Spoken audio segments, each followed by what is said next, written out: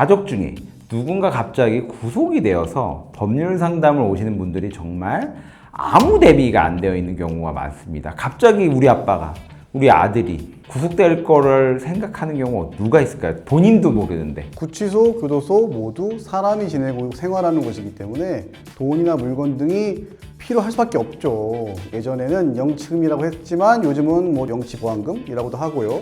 이번 영상에서는 교정시설 안에 있는 가족이 지내는 동안 쓸 돈을 전달하는 방법, 그리고 이 돈이 어떻게 어디에 쓰이는지 저희 로맨지가 재밌고 쉽게 자세하게 알려드리겠습니다.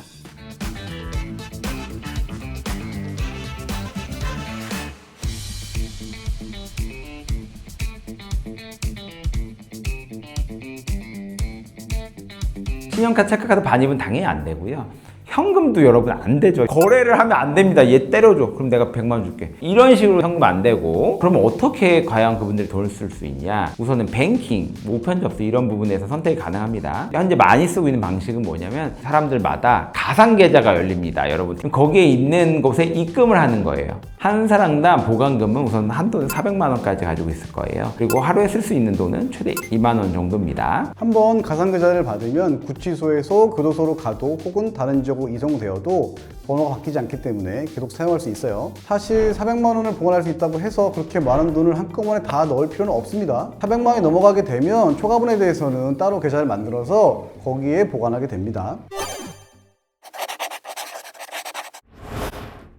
슬기로운 깜빵 생활, 여기서 되게 많이 나와서 사람들이 호기심이 많이 올라갔거든요. 일단 방 안에서 같이 쓰는 물품들은 공동 구매를 하게 됩니다. 그리고 밥이 나오긴 하지만 사람마다 입맛이 다르죠, 여러분. 김, 라면, 조미료 등을 구매할 수 있습니다, 여러분. 깜빵만큼요 완벽한 자본주의가 없어요.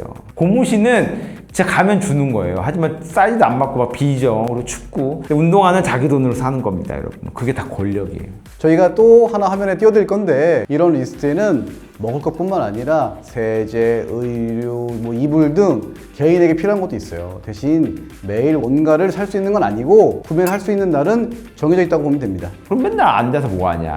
이 운동도 거의 못 하거든요. 그래서 신문도 구독해서 볼 수 있고, 책도 볼 수 있고, 만화책도 볼 수 있습니다. 그리고 그렇게 본 책 서류를 자기가 뭘 열람하면서 뗄 수 있는데, 저희 같은 경우는 그런 것도 양형자료로 해서 자기 인생 계획서 같은 걸 쓸 때 책을 빌려서 좀 하라고 합니다. 그리고 기본적으로 필요한 물품은 대부분 살 수 있기 때문에 수용자의 가족분들은 걱정 안 하셔도 될 것 같습니다. 대부분의 사람들은 교정시설에서 생활을 해본 적이 없으니까 한 달에 어느 정도 돈이 필요한지 감이 잘 안 잡히실 거예요. 저희가 생각했을 때 적절한 보관금 액수는 35만 원 정도? 물론 사람마다 차이가 있긴 하겠지만 50, 60을 넘어선다면 돈을 많이 쓰는 편이라고 볼 수 있어요. 지병이 있다, 외부병을 다녀온다, 그러면은 보관금의 잔고를 100 정도로 유지하는 게 좋습니다. 보관금이 없으면 외부 병원을 갈 수가 없습니다. 건강보험 적용이 대부분 안 되고 비급여로 하기 때문에 굉장히 많이 돈이 나갑니다. 이런 부분을 꼭 잘 챙겨주셔야 됩니다. 교정시설 안의 물가는 시중과 비슷하고 그리 저렴한 편은 아닌 걸로 알고 있습니다. 교도소의 경우에는 노역을 하면 그에 대한 직업장려금이 있지만 구치소는 일을 하지 않기 때문에 확실히 교도소보다는 구치소가 부담이 조금 더 있을 수 있는데요. 제일 좋은 건 그 안에서 재판 준비를 잘 하면서 변호사로부터 조력을 잘 받고 재판에서 좋은 결과 받아서 집행유예로 빨리 나오는 게 좋겠죠? 사기 피해자들이 이제 저희 의뢰인의 보관금 계좌를 압류하는 경우입니다. 이것도 하나의 계좌예요. 은행에서 관리하는.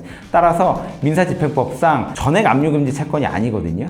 따라서 보관금이 압류가 되면 그때부터 법무부에서 해줄 수 있는 것이 아니고, 압류를 풀기 위해서는 저희 같은 변호사의 도움을 받아서 해방공탁금을 넣는다든지, 아니면은 이것도 생필품으로 보고 그 범위를 줄이는, 생활하기 위해서 어느 정도까지는 풀어달라는 압류 금지 해제에 대한 부분에 대한 청구를 할 수 있거든요.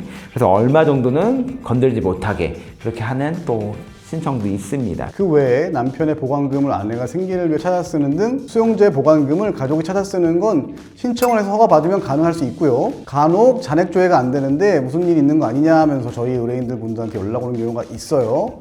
보관금 잔액 조회를 비공개 처리하면 본인 외에 아무도 볼 수 없는 경우도 있습니다. 그리고 제일 중요한 게 접견 갔더니 다른 사람 계좌로 보관금 입금해달라 하면 절대 해주지 마세요. 적발되면 한 달 동안 TV도 못 보고 편지도 못 쓰고 전화를 물론 접견도 못하는 아주 큰 불이익이 생길 수 있습니다. 주의하셔야 됩니다. 내가 아닌 타인을 통해서 계좌가서 돈이 들어오면 무조건 폭력, 협박이 있었다 거의 간주를 해버립니다.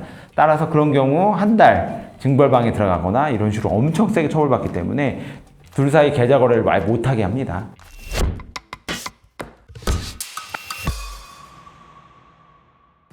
함께 도와줄 수 있는 저희 같은 형사 전문 변호사에게 도움을 받는 것을 추천드립니다. 저희 수원 사무소, 의정부 사무소에 이어 서울 사무소를 오픈했습니다. 서울 동부 그리고 서울 남부 다 이렇게 여러 가지 구치소가 있거든요. 그리고 의뢰인들, 수용자분들의 도움을 주기 위해 노력할 겁니다. 부디 힘드신 일 있을 때 저에게 많은 연락 부탁드립니다. 지금까지 남성진 변호사였고요. 신학범 변호사였고요. 이번 영상 잘 보셨다면 구독과 좋아요. 알림 설정 부탁드립니다. 감사합니다. 감사합니다.